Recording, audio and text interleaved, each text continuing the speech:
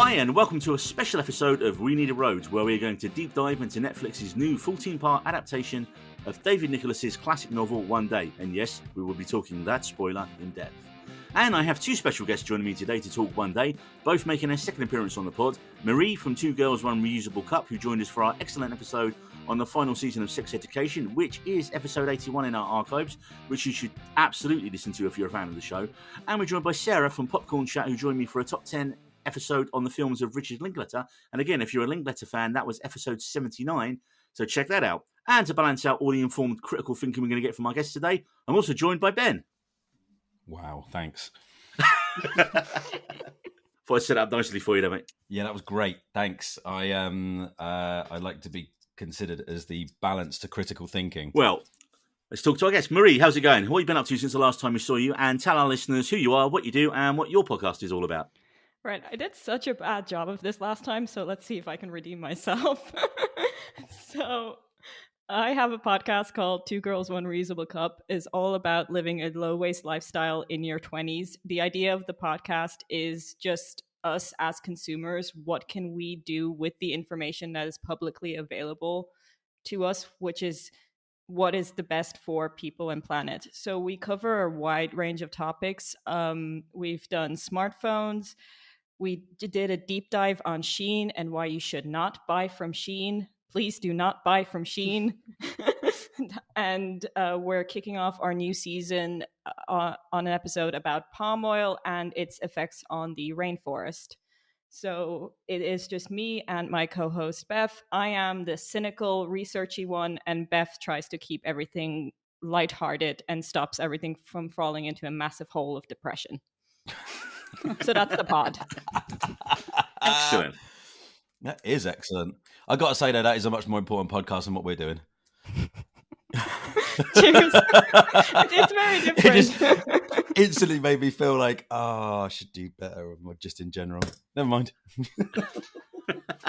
And Sarah, nice to have you back again. Now tell us what you do and what platforms we can find you on. Hello again. How are we doing? So I do videos under the name Popcorn Chats, mainly over on YouTube and TikTok and Instagram, Twitter, Letterboxd. I'm everywhere talking about latest films, older films, giving my controversial opinions about Oppenheimer, whatever it is. I'm there sort of giving my 2 cents on films. But yeah, been very busy. Been to a few film festivals since I last spoke to you guys. Looking to go to a few more, covering those a lot this year. And I always try and mix the content. So a few more like vlog styles, sit down reviews. Yeah, there's lots of things. But yeah, I don't do a environmental podcast. I feel like we should all go away from this doing an environmental podcast. And of course, Ben, well, you're basically part of the furniture here now, aren't you?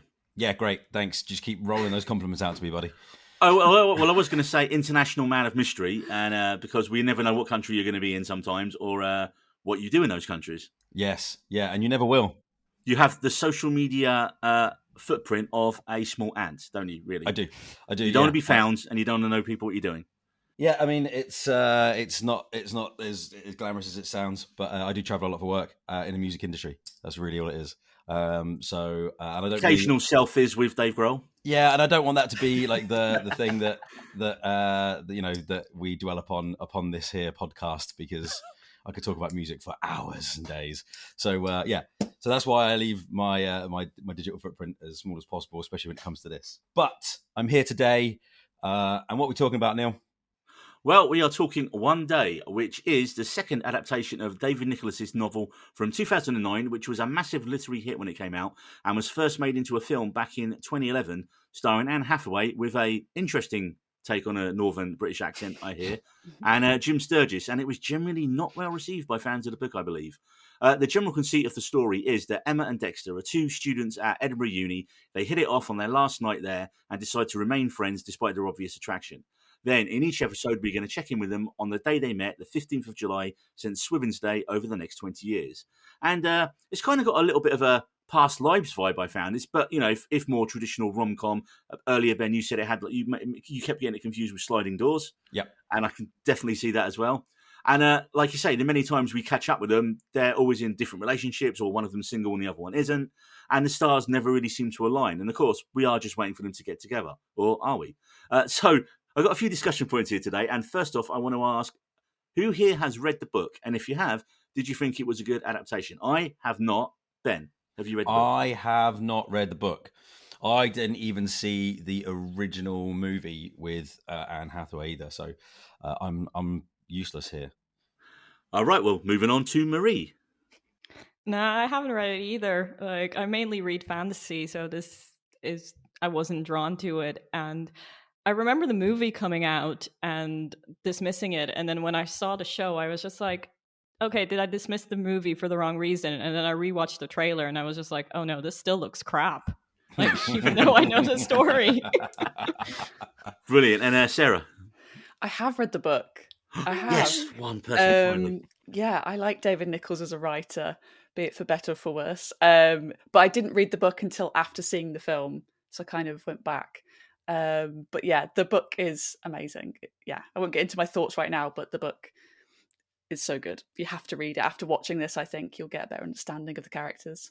Okay, interesting. And do you think it worked better as in the story? Do you think the story worked better in a series than in the original film? Yeah, definitely. The format of the book is very much they sort of write letters to each other. So it's one of those, like a Bridget Jones kind of thing. It's like, how does that transfer to a visual platform? But yeah, I think having the episodes, I think it's 14 episodes, allows it to breathe a lot better than the film does.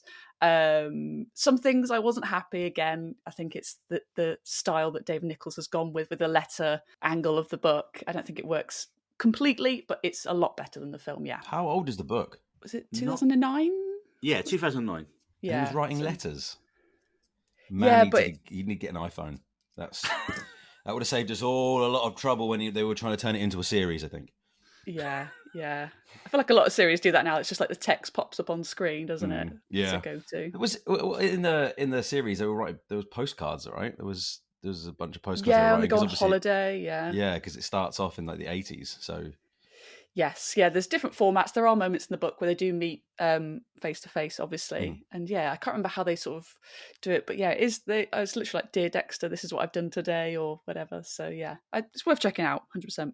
Yeah, like you say, that kind of you can see that working much better in the book than you can on screen. And like you say, well, when obviously the timeline of the show starts, mobile phones really weren't a thing, were they? So yeah, like I remember the postcards and the letters sticking out a lot more because obviously that's one of the big bones of contention later is when Ian finds all her letters that she's been keeping over the years. So the proof of the letter there over a text message. Yeah.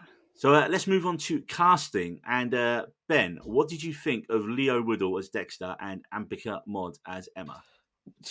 All right, so I have a huge problem with their chemistry just as actors. Like, I didn't buy into it whatsoever. Like, so now I don't know if that was a choice, if that was a direction, if they were like told to play it a bit cold to each other and to try and hide some of those emotions that they were feeling for each other. So that is part of my casting issue. I think that either Leo Woodall is the best or the worst actor ever, because I can't tell if he was playing it so well because I was supposed to dislike him so much, like to the point where I didn't care if he had a redemption arc. It was just, he was like irredeemably, terribly awful for me. I really, honestly, just thought he was a bellend. And like I said, I don't know if that's because he's such an amazing actor that he was just like, right, I've got to do some research. I can play this guy as an absolute arse. It's going to be great. Or they just went, oh no, they saw him in the casting auditions and went, that's the one we need, him, that arsehole. I have no idea.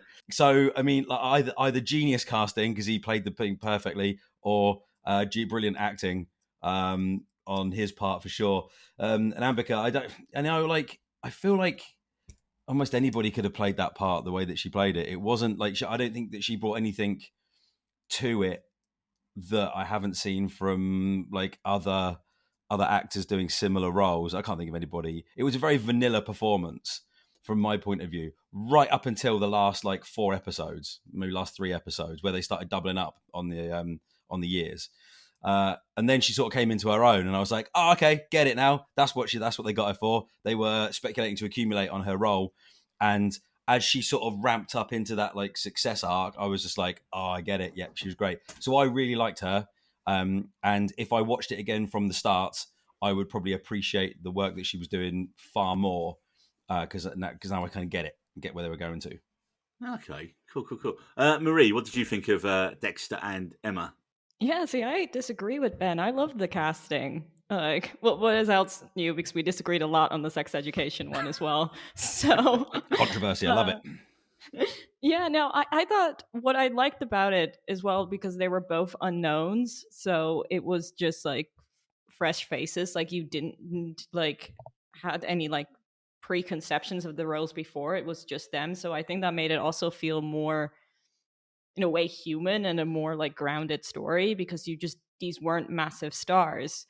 And performance wise, yeah, I thought they were great. I think one of my favorite like standout scenes has to be the one at the payphone. I mean, that one just breaks my heart, and he is giving it all, and it's just the camera's all on him, and it's just I'm currently doing my second rewatch like with my dad, and watching the show with my dad's commentary is absolutely hilarious. But rewatching that scene again as well, it was just so good. So I think like, because like the whole idea is a day in their life, so I don't think they have to be like, I don't know, over animated. I think they have to be grounded and more realistic, and I think they did a great job in casting these two. There you go, Ben. You've been told. Yeah, and as well as I should be. Sarah, what did you think of Dexter and Emma? Yeah, I enjoyed Ambika as Emma. I thought she was great, a lot better than Anne Hathaway, especially due to that accent. Oh God! I mean, she had the look for me, Anne Hathaway. But I thought what was interesting with Ambika, obviously being British Asian as well, bringing in a different aspect was great. And I know she's touched upon that in interviews. And there's a few little lines that sort of nod to that. But at the end of the day, it's not like the be all and end all. Like, she is there for the character. Like, she's been chosen to play because she's great. I thought she was great in this. Like you say, Ben, she kind of comes into her own in those last couple of episodes, which is obviously, snatched under her very quickly. But Lee, what's his name? Leo Woodall. I remember his name. As Dexter, I didn't like him as much as I liked Jim Sturgis in the film, because whenever I went back and read the book, I picture him as Dexter, and I couldn't really see him. There's something about maybe the aging up of him. He gets a lot better. He gets the rugged look when it comes to sort of his alcoholism. I think he depicts that a lot better. There's a lot more range. However, again, like Marie said, because they are a bit more unknown actors, it feels more grounded, feels more relatable. They're quite youthful, but is that a benefit to it? I'm not too sure. So yeah, I think it's 50-50. Ambika does great, but I preferred Jim Sturgis from the film. Yeah, I mean, I absolutely hated at the start both the performance and the character of Dexter. But initially I was just like, he's just a vapid pretty boy. He's literally got no redeeming features other than his looks at all. He's not even that charismatic, really, like in the show. I don't, you watch some shows and you go, yeah, that guy, you can see why he's everyone loves him. And then this, I was like, I can't see that. I just couldn't. But once the traumas start to pile up on him, then I think, no, you can see what a good actor he actually is. Where you guys all touched on them both being fairly new. The only things I think these two have done before that is well known. Leo Woodall was in season 2 of The White Lotus, I believe. He played the Essex guy who turns up over there. And Amika Mod was, I think her breakout performance was in the BBC medical drama This Is Gonna Hurt last year, which was one of the best shows of there. So I think I think that's probably why the show's done quite well, because they both had that first kind of star-making role last year. And then obviously this is the first thing since then that they've done. But I think he did a really good job of showing the grief through his self-destructive behaviour. I wasn't a fan of the character, but I can appreciate the performance he was putting into it. It's basically, the show is basically, we are just going to torture the shit out of this guy from every episode. Well, we let him be happy for a little bit, and then we're going to ruin his life again. Yeah. That's David Nichols for you. Writing the source material, he just, he wants to put as much tragedy into this for this one character. He's like, yeah, just keeps getting shit. Just keep going.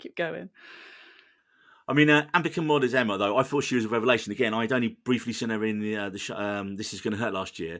And what I liked, and you touched on this, Sarah, is like the casting. You cast the best actor. In a perfect world, we cast the best actor for the role, regardless of how it's written, regardless of race, all that kind of stuff. And Maud said she actually initially turned down the role because she was such a fan of the book. And I found this great article on Harper's Bazaar written by Billy Battier, and she said what a great choice and step forward for representation it was, the casting of Maud, because the brown girl is never the lead in this type of story. They're always the best friend, or at worst, a diversity hire. And perhaps because, and like you say, I'm guessing from if you've read the book as well, anyone who's read the book, Emma seems like she's written as like a working class white woman. Yeah. So, you know, they got a few, and bar a few cursory references, like in episode 1, I think it is, when they don't have sex, Dex says, "Oh, is it a religious thing?" And she's like, "No."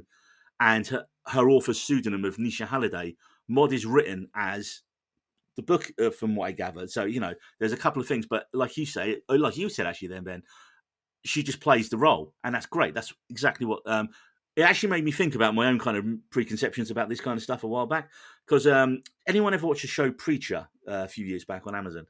Yeah. Yes.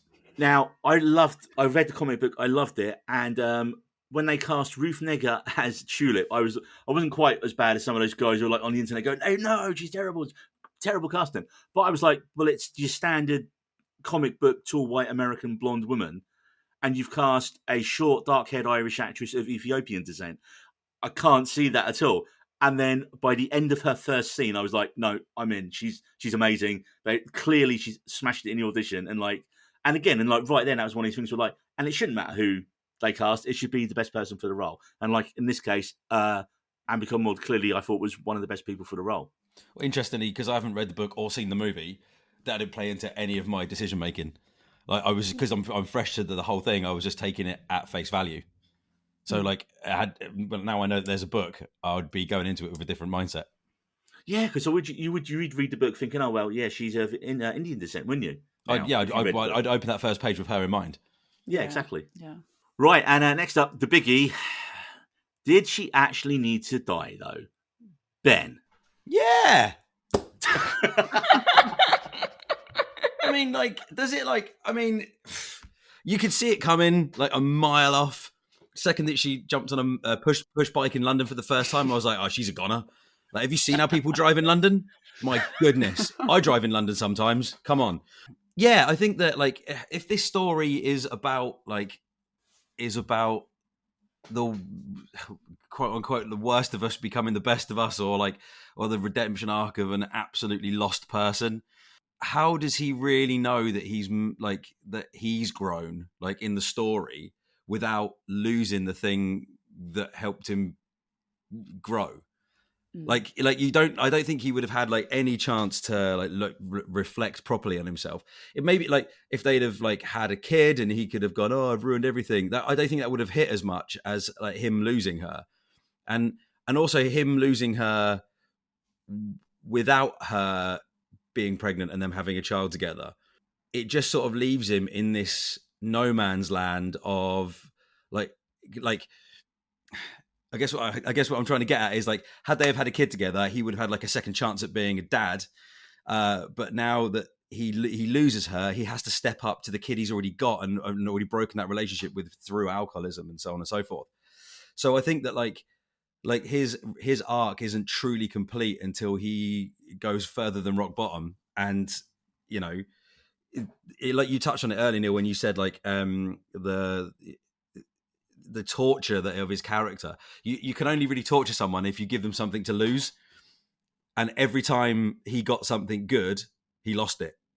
So like if you watch the curves, he got the TV gig and it was all right, and then he got a better TV gig and he loses it, and he delves further into alcoholism and becomes the worst version of himself.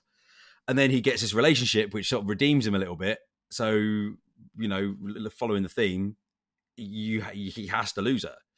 I don't think it would have hit because I cried at the end of this, and it was because it was brutal. And I was like, after episode 1, I was just like, I'm probably not going to get to the end of this, and I'm glad that I did.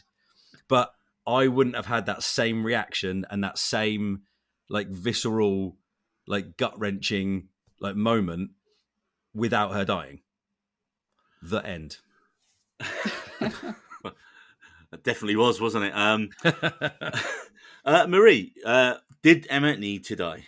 I am so torn about this. Well, first of all, I did not see it coming at all. I still remember when it happened. I just texted Neil like in all caps, "She dies!" Like it just.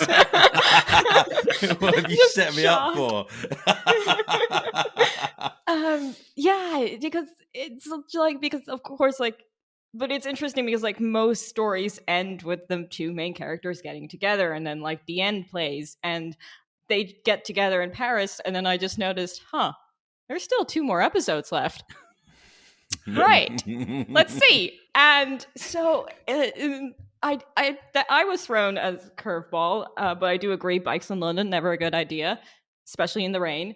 And I knew something was gonna go bad because it started to rain, and that was the whole thing about it. If it rains, it means bad luck, and it means it's gonna rain the entire year. So the second the weather forecast said, "Oh, predictions of rain," I was just like, "Okay, that can't be good."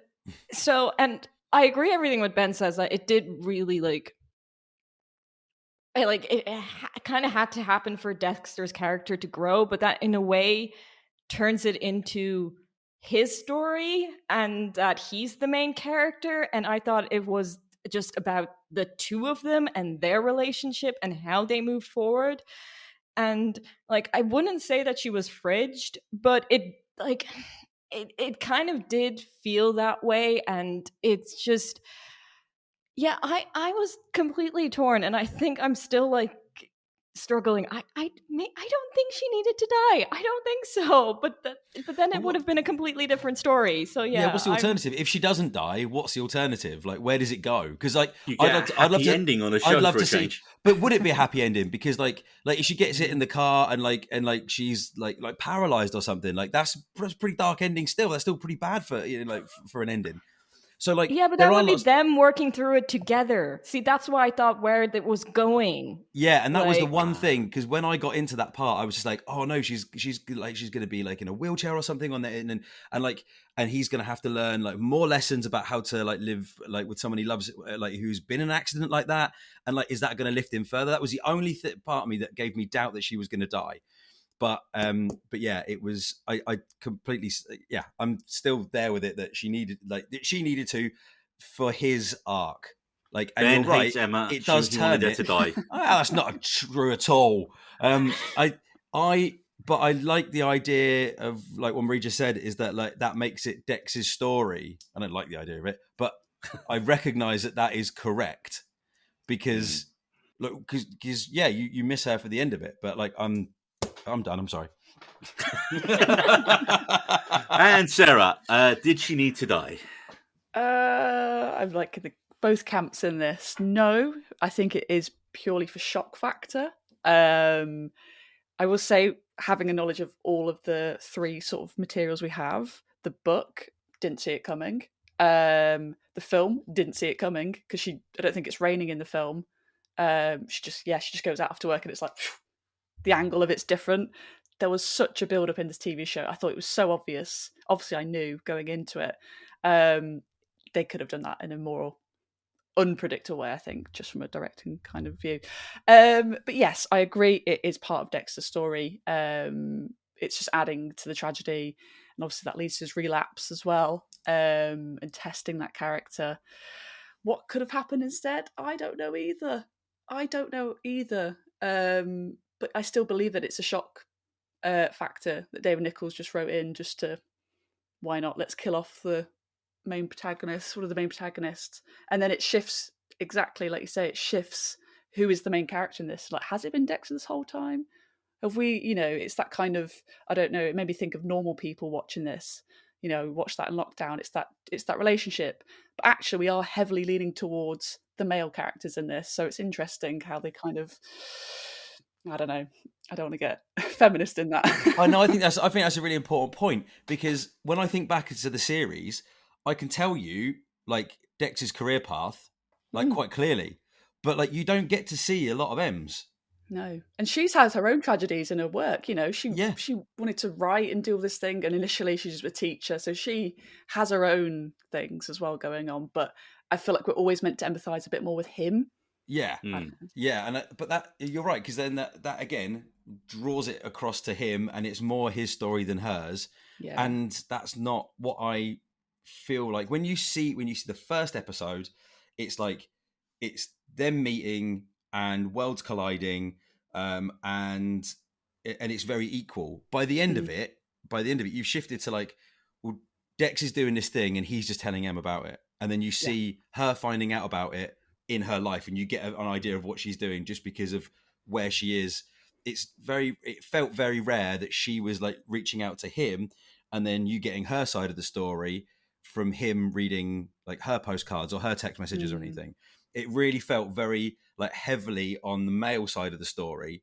And then you get to that last spoiler. And you're like, oh, well, it is his story then. So it is about him, and like it's his story because he survived. So he's writing the story almost. Yeah, definitely. I mean, for me, it kind of came out of nowhere, but when that scene started, they tell it like you said, Sarah. It was so telegraphed, and the way it was put together, you're just like, why are we seeing this conversation? We never see them have a conversation on the phone while cycling in the rain. That's two things that are stupid. And I was like, oh, they're definitely. And I wasn't sure if they're going to kill her or not. But then they did the whole life flashing before our eyes bit. And I was like, yep, she's definitely dead. Yeah. And my final destination sense started tingling when I see her in the biking around. I was like, that's it, she's a goner. Because I was like, why are we seeing this pointless conversation when we've witnessed so many more important ones through the year that the shows and the shows? Why a conversation about them going to see a house? They tried to get around that by them having an argument about it earlier on, don't they? So there's it's like the makeup conversation. So I was like, all right. The reason it happens is the show needed something else to make Dex sad about. I actually wondered, like, after this, I was like, could they have killed off Dexter instead, right? And well, no, because it wouldn't have the same effect. Because I'm sure Emma, she would have been sad, but I'm fairly certain she would have moved on and got over it fairly quickly compared to him. I'm fairly certain she'd like be back in France with Jean-Pierre, and it wouldn't have been that big a deal, you know? Oh, I don't know, man. I disagree. I think she would even then go and write a book about it called One Day. I was about to say, like, would that be I thought it would be a book within a TV show. I thought that was where Right? we were heading. Yeah. I'd like to see that. I'd like to see a world where Dex is the one that dies. Like, just drinks himself to death, you know. Yeah, you know, and and you're just like, and then it's Emma's story, and then you get to see some of her like winning book prizes and being awesome, but instead of just like, you know, oh well, it's just a trash person picking his life back up. I mean, like I say, I think she would have probably moved on, got a much better book out of it, and Dex could have easily relapsed at some point. You know, I had the best death for Dexter. I thought of he could just bang his head while he's drunk one time, and that's it. Literally, like, falls over, hits his head on the curb. That's what I feel the guy deserved, to be fair. And that would have worked for me. And that brings me on to our next point, which is, Ben, was Dexter a massive unlikable twat? Yes. Bit of a leading question there, to be fair. But if you'd have asked the question, Ben, was Dexter a likable, misunderstood character that took some wrong turns in his life? I would have said no, he was a massive unlikable twat. But he's written that way, right? Like, you're not supposed to like him, otherwise where's the redemption? And like I said at the start, I think that I've forgotten the name of the guy who plays him. Leo Woodall. Thank you. I think Leo Woodall. I think the more we talked, I think he did a really great job of playing a massive unlikable twat. His mum was obviously like, you know, like a driving force to his bad behavior, and then, you know, he loses her, which is another thing that's going to push him further down that road. He doesn't get on with his dad very well because he's got a typical 80s father figure who's, you know, like, men don't cry and, you know, be strong and tough, and you know, like, yeah. And there are reasons why, like I say, these are reasons why he's a massive unlikable twat. But I know people with very similar families and upbringings who haven't gone down that road. So, you know, like, I didn't connect with him. Might be a class thing. I didn't connect with him whatsoever. But, like, I think he had to be a massive unlikable twat, to quote your words. I think you've said that so many times. I know. I really enjoy it. I think it's probably the most accurate description of his character. And you had to be, otherwise you don't get that payoff at the end. And same question to Marie. Oh, I feel like I need to defend Dexter here a bit. I don't know. I don't know. I didn't find him unlikable, and in terms of like relating to him, I kind of relate to being the screw up in the family. I kind of relate to that fact a little bit, but it's funny because like I watching the show with my dad, and we got to the one before his like big TV premiere, and he's like, my dad's comments between like during watching TV is always hilarious, but he was like watching it and he's like, I don't understand why is he so sad? He has money, he has girls, like what's going on? And I just thought that was so funny. But it's like he's from a different generation, does not understand mental health. But I mean, he grows, I think he definitely grows up, and like he is unlikable in his like 20s, and he even says it himself, like if you screw up when you're 22 no one cares, but if you start screwing up at 32 people start like saying go get your shit together. And I think it's difficult to find direction in life and find purpose in life, and it's like, and then especially if you don't have like financial obligations, it's really easy to get lost in that because like you don't have to worry. And so I wouldn't say he's an unlikable twat. And I know, like someone online pointed out, like if Dexter wasn't conventionally attractive, like would that like shift the perspective in the narrative? And I'm like, maybe it's kind of tells like maybe this is something about me and my taste in men. Like if you look like Colin, right?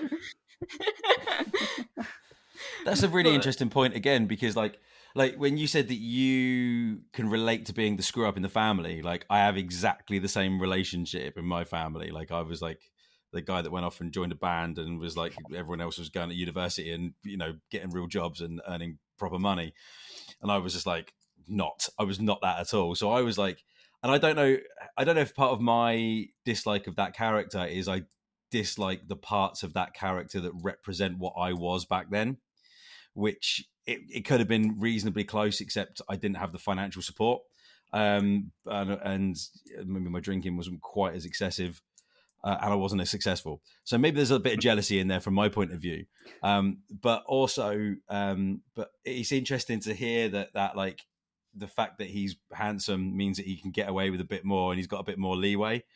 I mean, if it was Jack Black doing it, I mean, it would be adorable, but you know, would it have the same effect when his wife dies, or would he, you know, like, you know what I mean? It's like, it's a really good point that I hadn't thought about that. And now I've decided to look at myself now because of this. So thanks, Marie.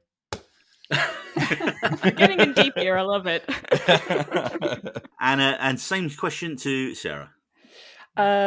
Yes, he is the epitome of a posh twat that I'm sure we've all come across.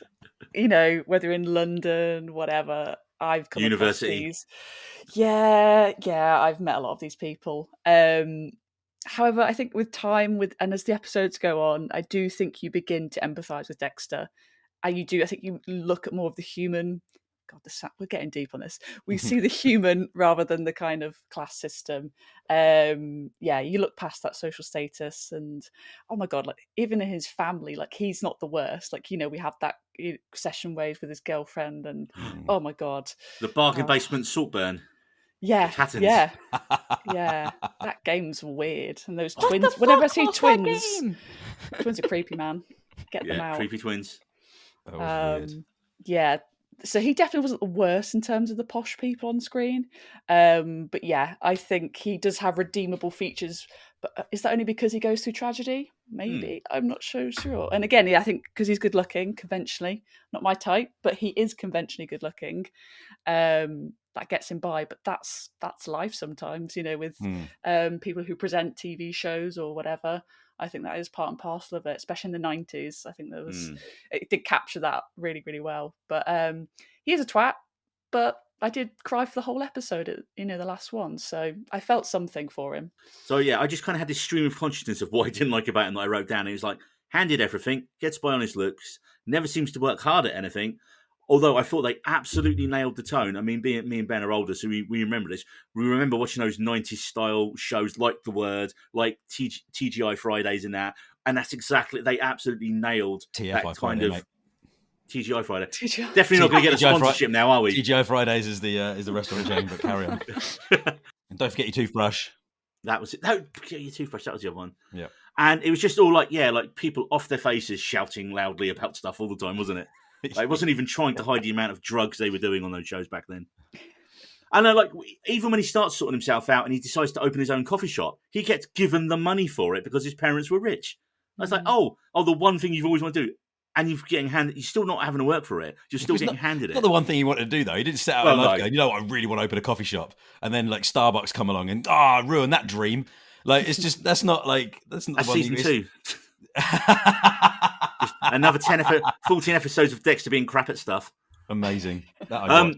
He kisses Emma on his actual wedding day. So again, are we supposed to feel sorry for him when she cheats on him? I was like, no, I was fully team Emma, even when she cheats on unfunny Colin with her boss at school, because when she does it, you can see she's conflicted by it. You know, when the headmaster's wife calls, you can see it. You can see her going, "Oh, this is bad." Like, you can see it on her face that she realizes it's not right what she's doing. Dexter never seems to have any remorse for any of the thing he does. He just, stumbles ahead through it. Ben, what do you think Emma sees in him, other than his looks? Oh God, I don't know. Hopefully, nothing. Because the way they meet is, it's like everything in Dex's life. The way that they put everything in Dex's life, he is like the middle. He's like the sort of middle of this class system, where everybody around him is the worst version of that class system. So he comes out looking a little bit better off.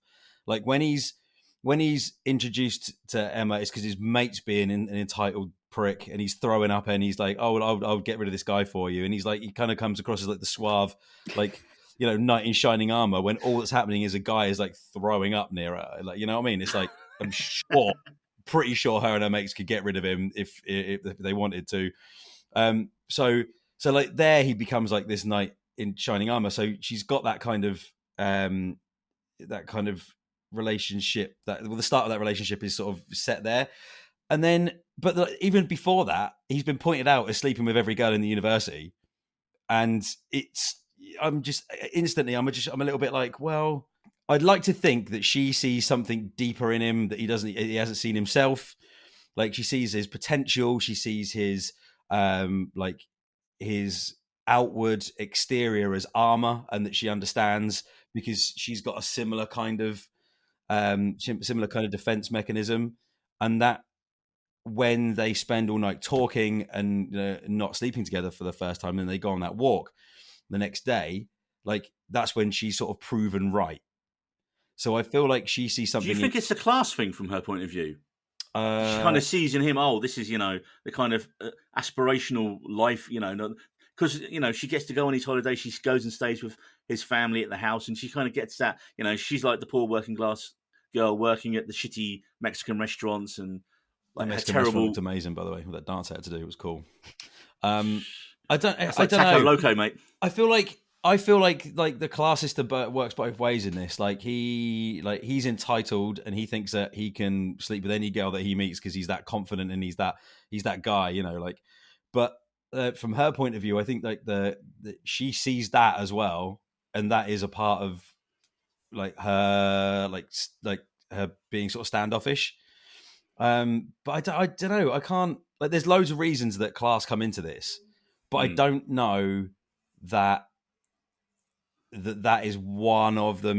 Like from her point of view, I don't know that that's something that she sees in him. I don't think she sees the benefits of sleeping with a rich guy for holidays and stuff, because she's not that type of character as you get to know her. I think she proves that time and time again by like she has a varying like type of guy. Like she sleeps with the funny guy in the van. Like she has the unfunny Colin, who she just sort of connects with over sort of like almost being a geek, almost, so she sort of bats all over the place, and I think that's really interesting.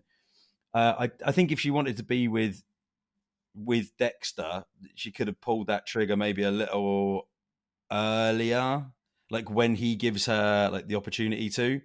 So I don't think it's got anything to do with class from her point of view. And I think that the opposite is true as well. I don't think either of them see each other as better or worse because of their class.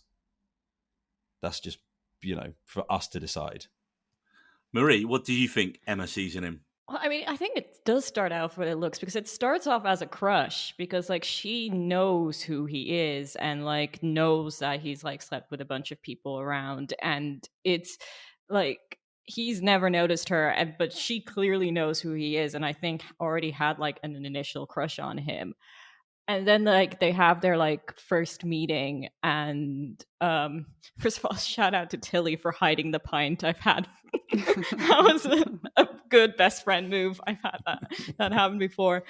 But it so and then they have the first night and they don't sleep together. And I think for me personally, the first thing that stood out to me is that he did make the comment the next day, like, is this a religious thing?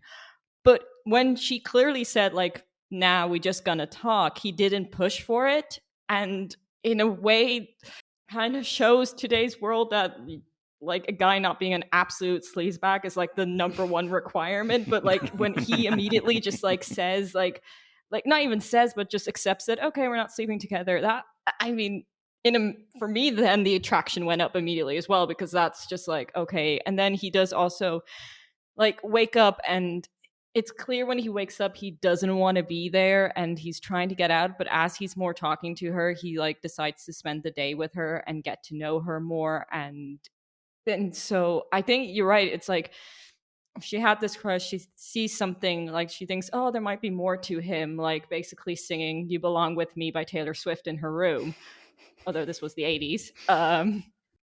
And then like they get together and he isn't a complete asshole, so she's like, yeah. So I think she sees something deeper in him. But at the same time, I think there is doubts, and that's why they did not get together before, and that's why when they get together in Paris, she's still very hesitant, because by that point she knows him better than anyone, and like he is essentially a fuckboy, and he's like, she does tell him like, if you dick me around, it's gonna be a problem. I really hope we're allowed to swear. Sorry. Oh yeah. We have to. I always have to click the explicit tag when I upload these, because I lost track of the swearing in the last one yesterday. Man, that was just ridiculous. What are you talking about? We don't swear. Definitely on your best behaviour today. Yeah, I like that point that Marie just made there, though. Like when they wake up the next day after their first meeting and they don't sleep together and stuff.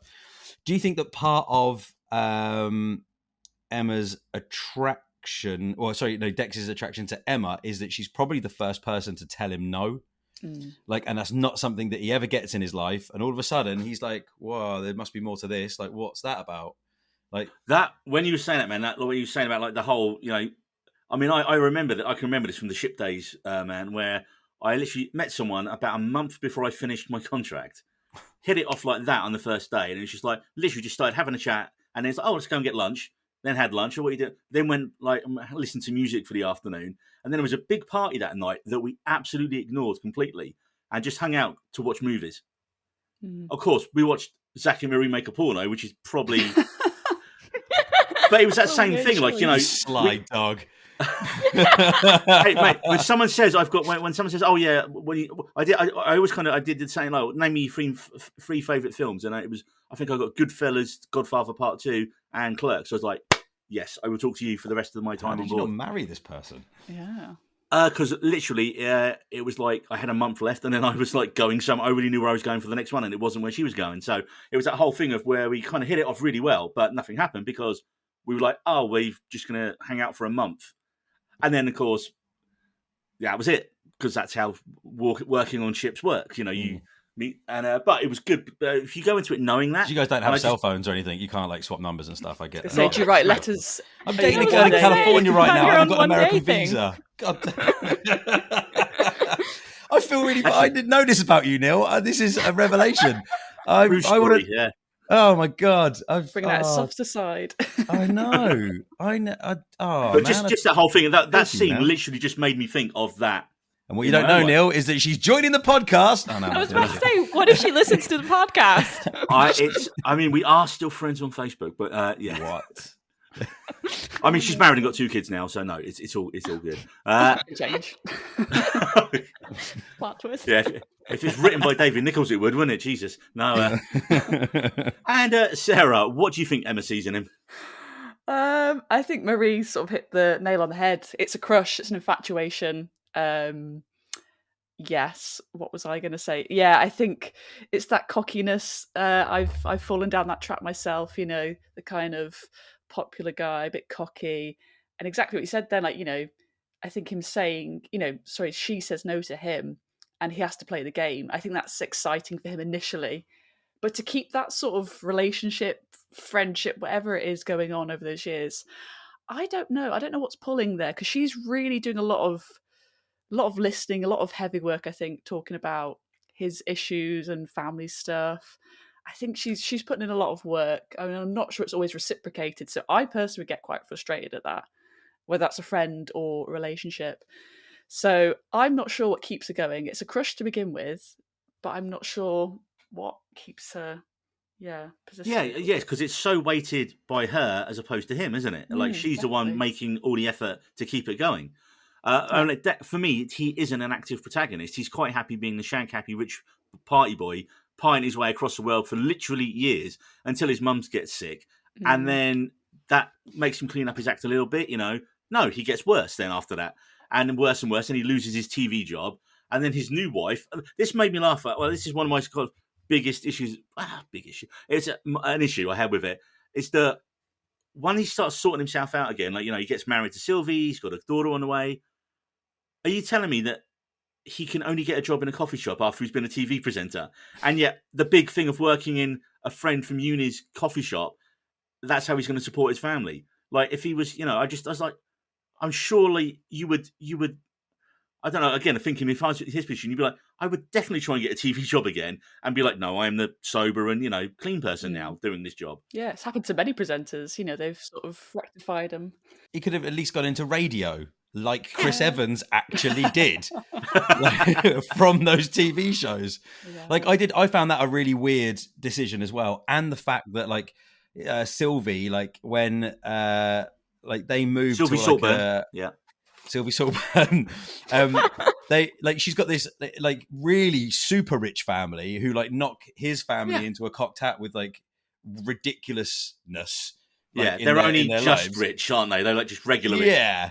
Then they get this like terraced house in Richmond upon Thames that they're struggling to pay for or have renovations done, and it's like I was just like I don't buy it. Like if they were having a kid, I don't see that her family would let her like go without almost. You know, like they'd have a nicer house somewhere, and they'd absolutely hate him and make his life misery because he wasn't providing, but they wouldn't let her go and their grandchild go without, I don't think. So that to me was a bit like, that made me disbelieve the credibility of Sylvie's character a little bit. But then I guess that she needed that element to like sort of turn against him. And he had to have a more successful guy in his life that then she could cheat on him with. I mean, one big thing is that she constantly, a reason why they don't get together is she says to him, I don't want to be your consolation prize. But really, she kind of is. Because while he's young and successful, he wants nothing to do with her than checking in once in a while when she's kind of pining after him still, when she's going through all the shit jobs and like the bad relationships.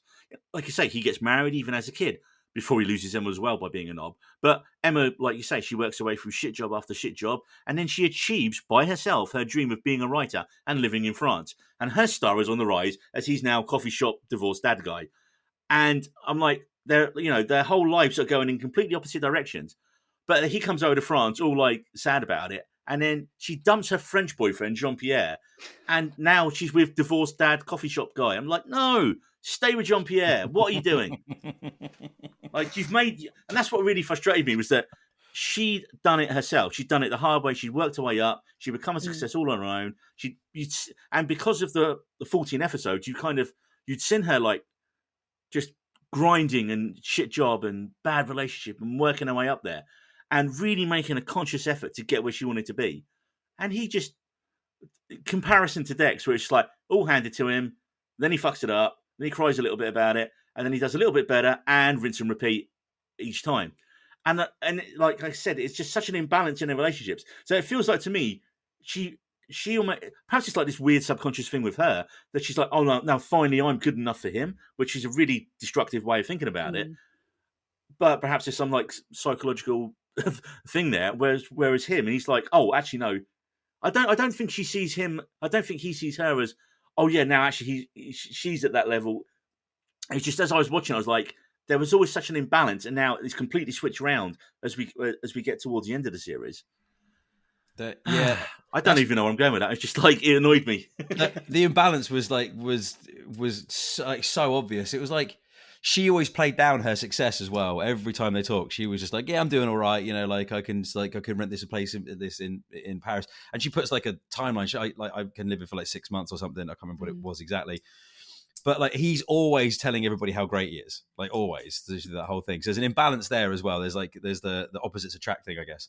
When she makes a go of it, even when they get together properly, like she moves into his apartment. Like so, there's still this element of like she has to come to him all the time. She has to constantly be like making those choices, and it's not until that episode where she dies, where they're thinking about getting a house together, where that balance like truly feels like it's just about at the same place. So like I didn't understand that. Like she had endless shit jobs that she didn't really seem to enjoy, and then as soon as she comes out of that dip, then he's like knocking on her door. And Jean-Pierre, I mean, come on, man, you can think of a better French name than that. I was gonna say that is so stereotypical. Like, when they introduced him, I was. I mean, I don't know. He probably was at one point. Like, I got a French friend. He lives in Paris. His name's Manu. I mean, that's a fucking great name. Like, Jean-Pierre. Harsh. We've lost all of our French listeners right there, Ben. Yep. See you later. Except Manu. Get Manu to listen. Now, I want to talk about one of my favourite things, as always, is the music, and they absolutely smashed the soundtrack on this show. I mean, any show that invokes the Pixies, Here Comes Your Man, in its second episode, you're going to hook me for more. I mean, it's becoming probably the most used Pixies song ever now, because, obviously you had Joseph Gordon-Levitt butchering it in karaoke in 500 Days of Summer as well. And just the needle drops were great through the 90s and the 2000s. Like, every episode, it was so year specific. The music supervisors clearly done the work on it. Blur, Stereo C's. You had Radiohead's really lesser known Thinking About You off the first of Pablo Honey. Episode 7, you had Rock's Primal Scream, Glory Box from Portishead, and Wild Ones from Suede. Later on, Brimful of Asher opening the episode. I love that. More Blur, The Verve, Manic's Design for Life. And I'm sure Eagle Eyed Cherry appreciated all the streams and extra money. Well, with Stream, I'm guessing he's appreciating the 20p extra he got from probably like 20 million streams from Spotify, with Save Tonight being an opening one in that show. Although, I didn't remember half the songs listed in the show soundtrack in the show, so I'm guessing a lot of them were like used really briefly or just in the background. Ben, you work in the industry, music, what do you think? I mean, you can't have this show without these songs. No. It was like the prerequisite for like triggering the nostalgia. And it was really cleverly worked in there, because you start an episode with a song that was massive at that time, and most of your work, most of your like scene setting is done for you. You don't have to have that's a 1990s Volkswagen Golf driving past, and have like movies, like billboards and stuff. You just set the scene with the music, and they did it perfectly. I mean, the one thing they missed, mate, they should have had Reef in it. They should have had Reef, or Place Your Hands. Place Your Hands, yeah. Because I don't know if Marie knows that one of the shows that we were talking about earlier, TFI Friday. There we go. The band Reef literally did the opening theme song and that was their biggest hit. So they would have been good to have them, because that would have placed the illusion even closer, I thought. Anything that's done as much research into the timelines as this and gets the music wrong doesn't deserve to be watched. So like these guys, I think they realized like how important those soundtracks were, and how it takes the edge off them having to set the scene and set the timeline and make everything look, work great. So I probably saved a bit on budget as well, man. Yeah. I mean, judging by the amount of songs that they paid for in this episode, I think they probably tripled their budget entirely. But hats up to them, absolutely fantastic job in my opinion. Marie, favourite needle drops from the show? I mean, like the soundtrack itself was amazing, but also the score, like the melody that they had playing throughout, to crescendo the moments between Dex and Emma was so beautiful. I think that's what also added to me crying, because it just like elevated it so much. And like if it has great music and like a great score, like I guarantee you I will love it. And I think, yeah, Ben did a great point. It's such a good way of storytelling, but also like one of my like favorite like favorite moments of use of music is that first like one night stand when they hook up. And when they hook up, it's like steamy and oh, I'm so sorry, I don't know the song that they're playing in the background. But yeah, but the point is like it's the like stereotypical one night stand. It's like steamy. It's like they're pressing against walls, and then she pauses and then puts a tape on, and it's a completely different vibe. And I think that kind of sets the like tone of that night perfectly. And so it's just so many like little elements of that. And I love the soundtrack to this as well. Thought that they just did an amazing job. It made the show.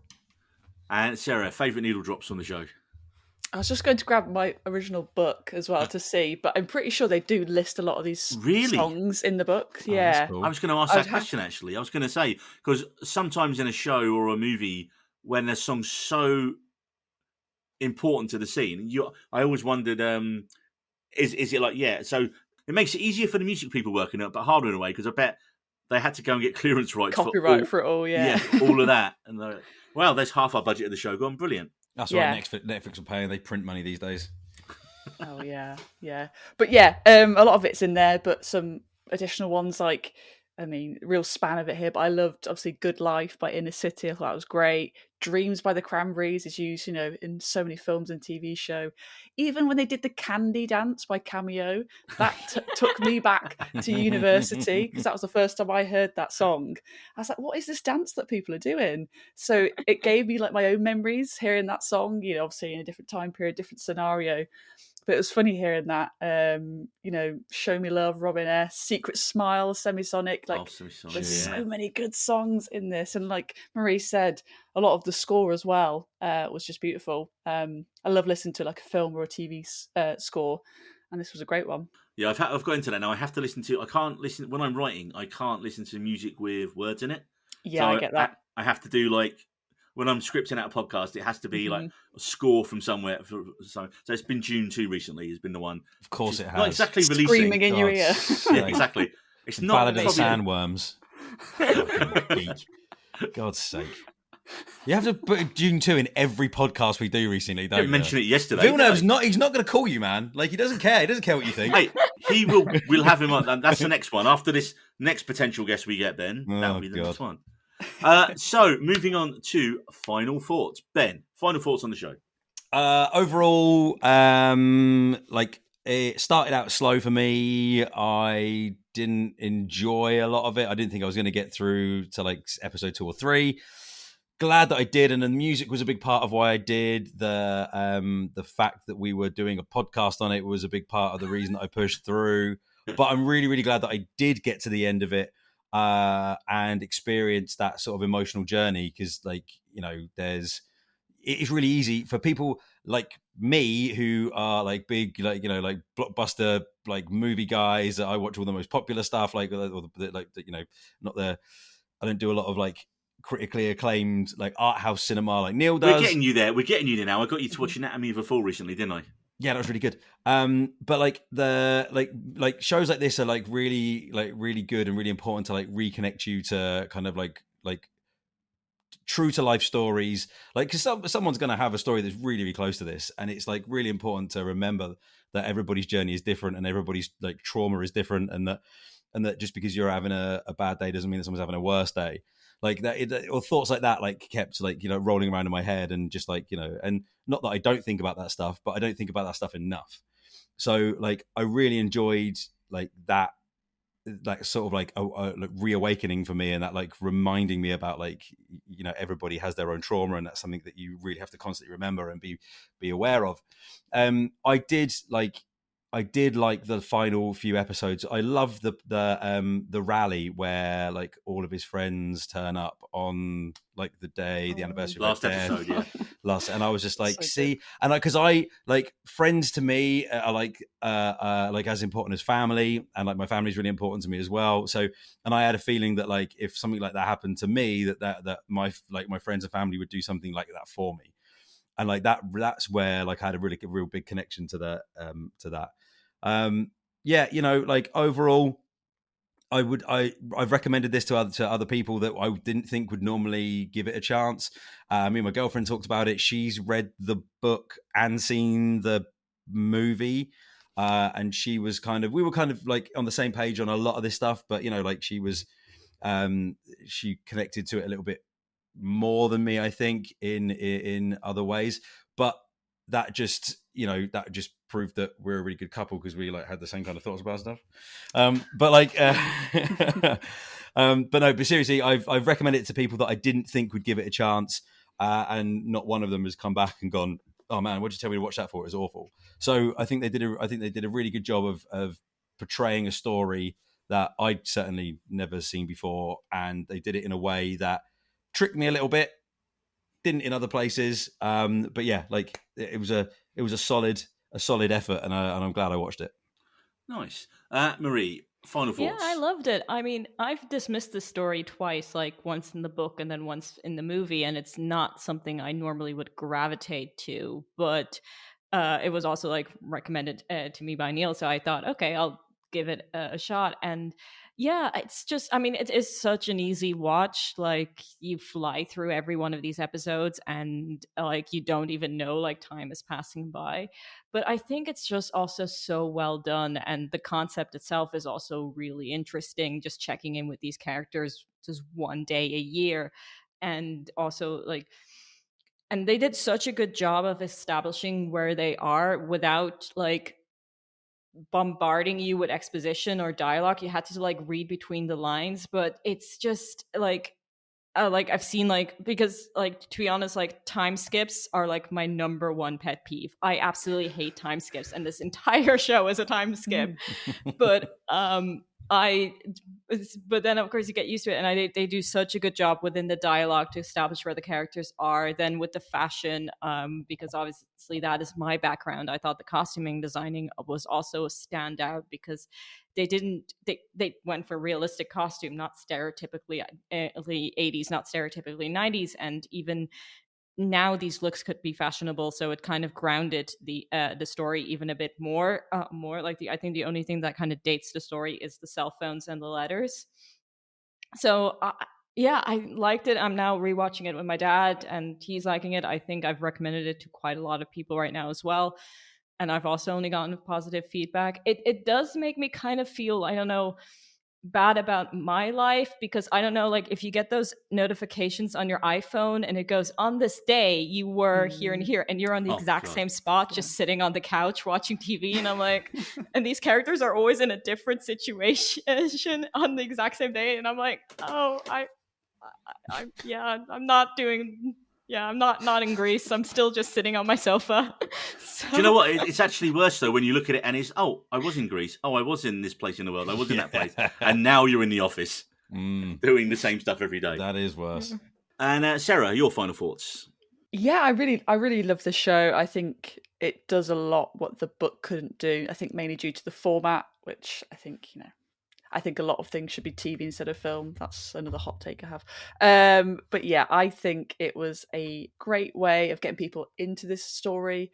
I was like, yeah, I knew the story, ages ago. I read the book, I've seen the film. So I kind of had that thing. I was like, oh, you wait till you get to the end. And it was great hearing people's reactions to that moment with Emma. It's not perfect by any means. I don't think... There's things haven't been transferred from the book. I think the aging up's pretty poor when they get older as well. I thought that was pretty poor. Whereas in the film, they grey up Jim Sturgis' character and his hair and stuff.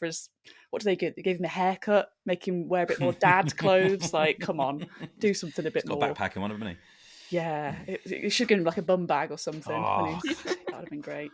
You want to see the best example of aging up? It's something we talked about. Ethan Hawke in Boyhood. That's set over 20 odd years, and like he goes from like young party boy to like old dad of like however many kids, like, and he just goes from the cool young guy to like the suddenly now he's got his life sorted out, and that's almost like the inversion of One Day. Like if Dex wasn't a complete twat the whole way through, that's what he could have been. He could have been Ethan Hawke in Boyhood. Yeah, I can't believe that you didn't go for them aging up the kids in Harry Potter. Oh God, that's cringeworthy, man. Okay, it wasn't that. It is bad, especially now you see how they actually look at that age. That was like Ginny's chin. It was just no. No, loved it. Like I say, it's got its little nitpicks, but overall, again, like everyone said, recommended it. Everyone's loving it. It was hard for me to get into it. I agree with Ben. Even though I knew the story, the first 4 episodes, I was like, come on, give me something. And then, once they start going on holiday to Greece, I was like, I'm invested in this. So, some great writing points, great performances, costume great, music great. A great show. Yeah, I mean, I really enjoyed it, despite for most of the time of the show not liking Dexter. Like, I was watching it, I was like, why am I still watching this? Why am I liking this? And it's because I was so sort of Team Emma the whole way through. And I think it came down to I identified with her more than him because of like you say the working class background, the working the shit restaurant jobs, all that kind of stuff.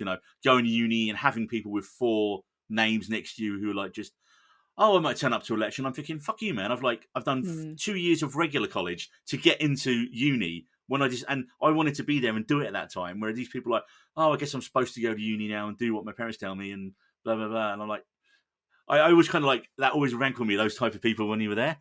Yeah, I think like we're saying, for the first 5 episodes or so, he's really not that good. But once his mum starts getting sick, they start like Leo Whittle's performance then starts kind of not improving. I think you start seeing that, he's going through some shit now, and you start feeling sorry for him. And like you said at the start, Ben, you really didn't like him, but then you cried in an episode. So he clearly, the performance did work because he got that reaction out of you. Obviously, it's like the music and it's the way it's directed and everything. All the different aspects of production are created to get that reaction out of us.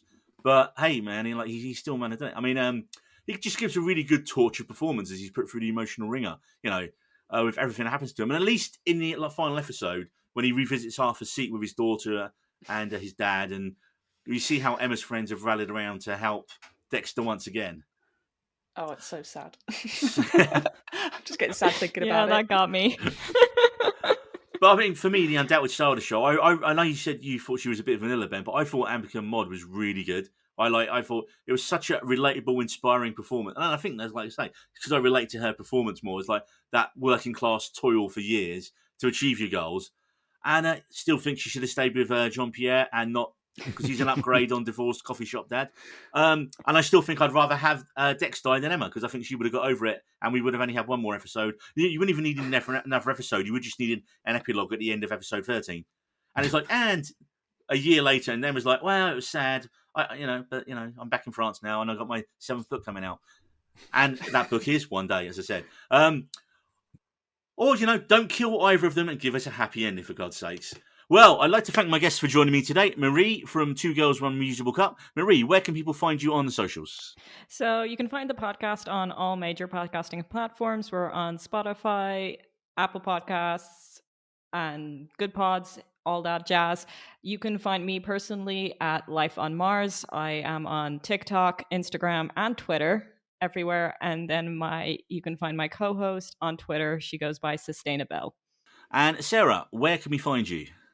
You can find me on YouTube under the name Popcorn Chat, and then on Instagram, Sarah's Popcorn Chat, Twitter, S Popcorn Chat, TikTok, Sarah's Popcorn Chat, Letterboxd, Popcorn Chat. If you type in Popcorn Chat, I will be there. You'll find me. And as we established early on at the start of the pod, Ben doesn't do socials, but you can, and you didn't know I was going to say this unless you read the script. Yeah, write Ben a postcard and we will fall. No. You can check out his band, Spoilers, on Spotify. What are you talking about my band for? I thought I'd give your band a shout out. Oh, God, all right. What's our Instagram? Spoilers UK, I think. There's like 9 bands called Spoilers, and we're just the 9th band.